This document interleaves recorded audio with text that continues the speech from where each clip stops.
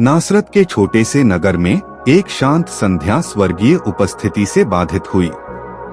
युवा मरियम अपने सामने महादूत गैब्रियल को खड़ा पाकर आश्चर्यचकित रह गईं, जिनका स्वरूप स्वर्गीय प्रकाश से दमक रहा था। अपनी सांसें थामे उन्होंने उनके दिव्य संदेश को सुना। आनंदित हो, तुम पर ईश्वर की कृपा है। तुम अपनी कोख में एक पुत्र को गर्भ धारण करोगी और उसका नाम यीशु रखोगी।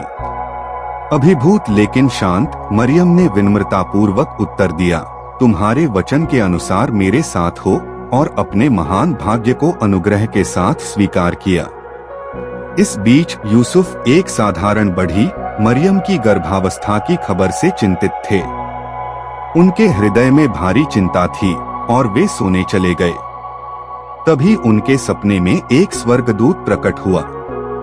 दाऊद के वंशज यूसुफ, स्वर्गदूत ने कोमलता से निर्देश दिया, मरियम को अपनी पत्नी के रूप में अपनाने से मत डरो, क्योंकि जो उसमें गर्भ धारण हुआ है वह पवित्र आत्मा से है।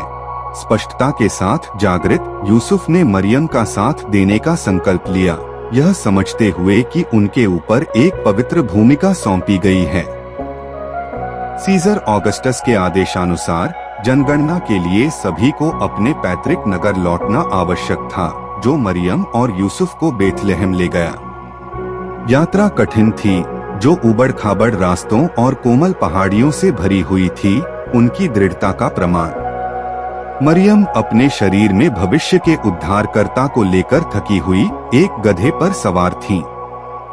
यूसुफ तारों से भरे आकाश के नीचे मार्गदर्शन करते हुए आगे बढ़ रहे थे। बेथलेहम पहुंचने पर नगर यात्रियों से खचाखच भरा हुआ था और सभी सराय मेहमानों से भरी हुई थीं। अस्वीकृतियों और बंद दरवाजों का सामना करते हुए मरियम और यूसुफ को एक साधारण अस्तबल में शरण मिली, जो जानवरों की गर्मजोशी से भरा हुआ था, जिसे एक छिपी हुई कृपा माना गया। रात्रि की शांति में सूखे घास की हल्की सरसराहट के बीच मरियम ने यीशु को जन्म दिया और उन्हें एक चरनी में रखा, क्योंकि स्वर्गीय प्रकाश ने उस दृश्य को घेर लिया। दिव्य प्रेम का प्रतिरूप केवल मानवीय हृदयों द्वारा ही नहीं, बल्कि अस्तबल में एकत्रित सरल जानवरों द्वारा भी पूजित हुआ। पास ही अपनी भेड़ों की देखभाल कर रहे गडरिये स्वर्गदूतों की भीड़ से चौंक गए और आकाश महिमा से भर गया। डरो मत, स्वर्गदूत ने घोषणा की, क्योंकि देखो, मैं तुम्हें बड़ी खुशी का शुभ समाचार सुनाता हूँ। आज तुम्हारे लिए एक उद्धारकर्ता का जन्म हुआ है, जो मसीह प्रभु है। स्वर्ग ने शांति और शुभकामना के गीत गाए, एक ऐसा कोरस जो समय के साथ गूंजता रहा। एक भव्य तारे द्वारा निर्देशित बुद्धिमान लोग दूर देशों से यात्रा कर आए, सोना, लोबान और गंधरस के उपहार लेकर, जो सम्मान और पूर्ण भविष्यवाणी का प्रतीक थे। उनकी यात्रा राजा हेरोद की योजनाओं के साथ जुड़ी हुई थी, लेकिन एक दिव्य चेतावनी ने उन्हें दूसरे मार्ग पर जाने के लिए प्रेरित किया।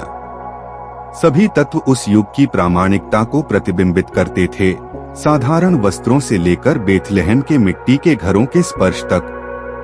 एक ऐसी अवधि में जो प्रत्याशा से भरी हुई थी, यीशु का जन्म आशा, विनम्रता और दिव्य वादे का प्रतीक था, अवतार और उद्धार के संदेश का प्रमाण था।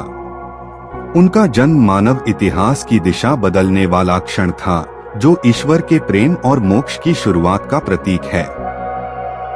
यह एक ऐसा विषय है जो आज भी विस्मय और श्रद्धा के साथ प्रतिध्वनित होता है।